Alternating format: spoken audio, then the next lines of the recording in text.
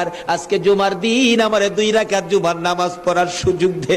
ও নবীর উম্মতেরা, নবীর আশিকেরা, হুসাইনের আশিকেরা গো, এই 2 রাকাত নামাজ জুমার নামাজ ছাইরো না, আমার নবীর শাফায়াত নসিব হবে না। রক্তে লাল হইয়া যদি হুসাইন 2 রাকাত জুমার নামাজ পড়তে পারে গো, আজকাল থেকে কথা দিতে হবে জীবনে কোনোদিন জুমার নামাজ ছাড়তে পারবা না।